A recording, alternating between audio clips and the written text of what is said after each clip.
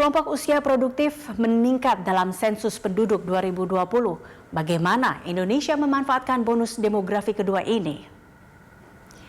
Di tengah pandemi, Indonesia merampungkan program pemutakhiran penduduk yang dilakukan Badan Pusat Statistik pada September 2020. Sensus penduduk 2020 menjadi sensus penduduk Indonesia pertama yang memanfaatkan data registrasi penduduk sebagai langkah awal mewujudkan satu data kependudukan Indonesia. Hasil sensus penduduk 2020 yang dirilis 21 Januari 2021, jumlah penduduk Indonesia 270,2 juta jiwa. Sementara data kependudukan semester 2 2020 yang dirilis Kementerian Dalam Negeri menyebutkan jumlah penduduk Indonesia 271,34 juta jiwa. Dari 270,2 juta jiwa penduduk Indonesia, menurut data sensus BPS 2020 terdiri dari 136,66 juta laki-laki atau setara 50,58% dari total penduduk. Sementara penduduk perempuan mencapai 133,54 juta orang atau setara 49,42% penduduk.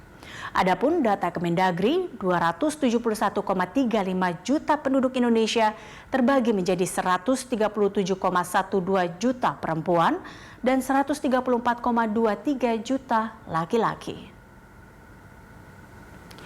Mengapa data BPS dan Kemendagri berbeda? Perbedaan ini menurut Kepala BPS Suharyanto terjadi lantaran data BPS diambil per September 2020, sementara Kemendagri per Desember 2020. Selama jeda waktu itu, Suharyanto mencatat ada pertumbuhan 0,14% penduduk sehingga jumlahnya sedikit berbeda.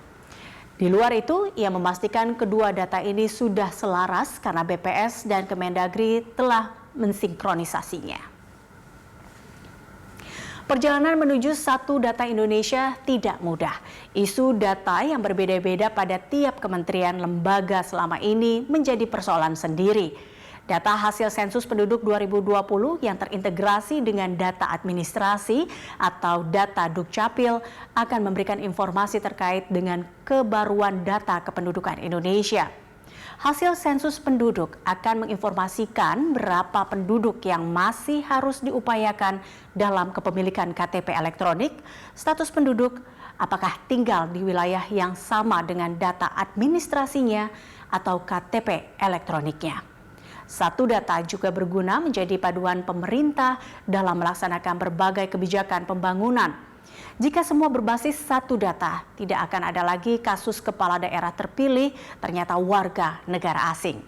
Dalam sensus penduduk 2020, 91,32% penduduk berdomisili sesuai kartu keluarga. Merujuk data BPS 1 dasawarsa terakhir ada penambahan penduduk 32,56 juta jiwa. Populasi penduduk pada rentang usia 15 sampai 64 tahun atau usia produktif sebanyak 70,72% atau naik 4,63% dibandingkan dengan 10 tahun lalu. Indonesia berpeluang menikmati bonus demografi kedua. Bonus demografi pertama dikaitkan dengan banyaknya usia produktif dari hasil sensus 2010. Dalam laporan publikasi sensus penduduk 2020, Kepala BPS Suharyanto menyatakan struktur penduduk dapat menjadi salah satu modal pembangunan ketika jumlah penduduk usia produktif sangat besar. Dari sensus didapati mayoritas penduduk Indonesia didominasi generasi Z dan generasi milenial. Kelompok usia ini yang akan mempercepat pertumbuhan ekonomi. Sementara sebaran penduduk di Indonesia masih terkonsentrasi di Pulau Jawa. Dengan luas geografis hanya sekitar 7% dari luas Indonesia, Pulau Jawa dihuni 151,59 juta jiwa atau 56,1% penduduk. Jawa masih setia menjadi pusat konsentrasi pertumbuhan kawasan perkotaan, yang berarti juga sebagai pusat kegiatan ekonomi.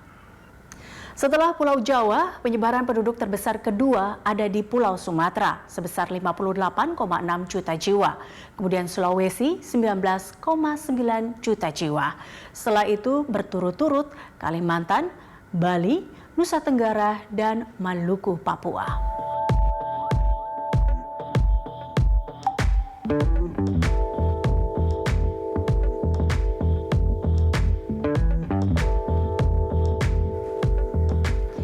Namun Jawa diprediksi tidak menjadi satu-satunya wilayah yang sedang dan terus-menerus mengalami urbanisasi. Bappenas dalam proyeksi penduduk Indonesia 2010 sampai 2030 memaparkan persentase penduduk daerah perkotaan di setiap provinsi akan meningkat merata.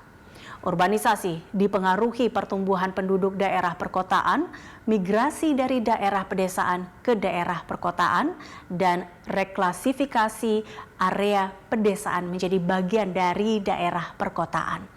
Pada tingkat nasional, tingkat urbanisasi diproyeksikan sudah 66,6%. Jawa Barat, Daerah Istimewa Yogyakarta, Banten, dan Bali dalam 1,5 dasawarsa nanti tingkat urbanisasinya akan di atas 80%. DKI Jakarta sejak sebelum 2010, 100% areanya telah menjadi area urban. Sementara sebagian provinsi lain masih memiliki wilayah perkotaan di bawah 50%. Tetapi fenomena lonjakan perluasan kawasan perkotaan akan tetap menghantui. Papua dan Papua Barat misalnya, sesuai perhitungan Bappenas akan memiliki penduduk perkotaan 44,4% dan 41,5% di 2035, atau naik sekitar 10% dibandingkan dengan tahun lalu. Bank Dunia mengingatkan pertumbuhan penduduk berkolerasi erat dengan meningkatnya aktivitas sosial ekonomi dan kemudian pasti disertai perubahan tata guna lahan. Perekonomian bertumbuh seiring potensi bencana yang ikut naik. Jadi, hati-hati, bonus demografi bila tidak dikelola dengan baik bisa menjadi bencana demografi.